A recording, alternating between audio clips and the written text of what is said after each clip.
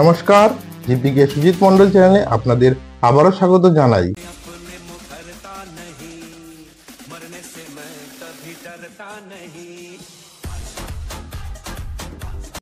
মুর্শিদাবাদের ডোমকলের বাসিন্দা নবাব শেখ রাতারাতি এখন সে সোশ্যাল মিডিয়াতে বিখ্যাত। নিজের সোশ্যাল মিডিয়াতে সে ভিডিও পোস্ট করে ইতিমধ্যে ভাইরাল হয়েছে।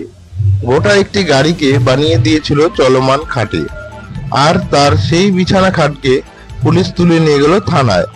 অন্যদিকে নবাব শেখকেও পুলিশ জিজ্ঞাসাবাদ শুরু করেছে। ফলে 2 লক্ষ টাকা ব্যয়ে তৈরি করা গাড়ি এখন থেকে রাখা থাকলো থানার মধ্যে ট্রিপল ঢাকা অবস্থায়। ফলে বিষাদের সুর এখন নবাবের গলাতে। থানাতে এসেছিলাম অভিযোগ করতে, স্যার বলেছে এটা অ্যাকচুয়ালি বেআইনি এরকম বলেছে। তো দেখতে পাচ্ছেন পুলিশ প্রশাসন একটু আমরা প্রবলেমেই আছি। এমন এটা আমাকে প্রায় মানুষের হেল্প করেছে, আর অফিসাররা একটু অসুবিধা হচ্ছে। জানা গিয়েছে ডোমকলের শম্ভুনগরের বাসিন্দা নবাব শেখ তার এই চলমান খাটটি বানিয়েছে তার প্রেমিকার উদ্দেশ্য করে। সেটি এখন থানায় নিয়ে আসলো পুলিশ। খাটের ছবি সোশ্যাল মিডিয়ায় তুমুল ভাইরাল হলেও এখন সেটি সমস্যার কারণ হয়ে দাঁড়িয়েছে তার জন্য। পুলিশের নিষেধাজ্ঞার পাশাপাশি ভিডিও কপিরাইট সমস্যায় জড়িয়েছে নবাব। ঈদের দিন নিজের হাতে তৈরি করা অভিনব এই চলমান খাট নিয়ে রাজ্য সড়কে ঘুরতে বেরিয়েছিল মুর্শিদাবাদের নবাব শেখ। সেই ভিডিও তার ইউটিউব চ্যানেল কাকা এক্সপ্রেসে শেয়ার করা মাত্রই মুহূর্তে ভাইরাল হয়ে যায়।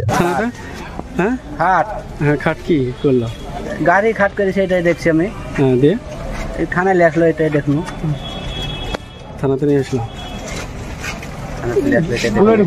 খাট কোথায় দেখেছেন? এর আগে মোবাইলে দেখছি, আজকে সামনাসামনি দেখলো, তাই ভালো লাগলো। থানাতে দেখলো, থানায় দেখলো। নবাব শেখ বলেন, দীর্ঘ 1.5 বছর ধরে পরিশ্রম করেছি। 2,15,000 টাকা খরচ করে এই চলমান খাট তৈরি করেছি।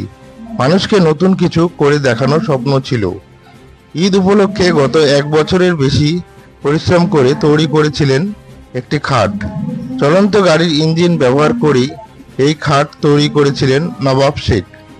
পেশায় মেকানিক নবাব খাট তৈরি করে রাজ্য সড়কে নামিয়ে বিপদের মুখে পড়েন, যার কারণে ডোমকল থানার পুলিশ নবাবকে ডেকে পাঠান। অন্যদিকে নবাব শেখকে পুলিশ জিজ্ঞাসাবাদ শুরু করেছে, মুচলেখা নেওয়া হয়েছে, পাশাপাশি খাট নিয়ে এসে থানায় রাখা হয়। নবাব শেখের কথায়, আমি ভাবিনি এমনটা ঘটবে। এখন থানায় আমার গাড়ি নিয়ে এসে রাখা হলো।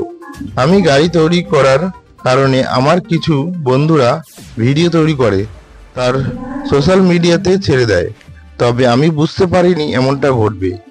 নবাব শেখের অভিযোগ, তিনি তার ভিডিও নিজস্ব ইউটিউব চ্যানেলে আপলোড করলেও বাংলাদেশের কিছু ব্যক্তি সেটি নিজের প্ল্যাটফর্মে প্রকাশ করে কপিরাইট ক্লেম করেছে। তিনি বলেন, আমার ভিডিও অন্যরা ব্যবহার করে উপার্জন করছে, অথচ আমার আসল চ্যানেলেই কপিরাইট কেস হয়ে গিয়েছে। আমার কোনো লাভ হচ্ছে না।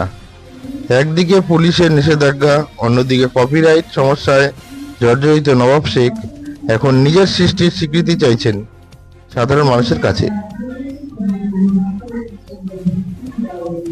চ্যানেলটি অবশ্যই সাবস্ক্রাইব করবেন এবং বেশি বেশি করে শেয়ার করবেন।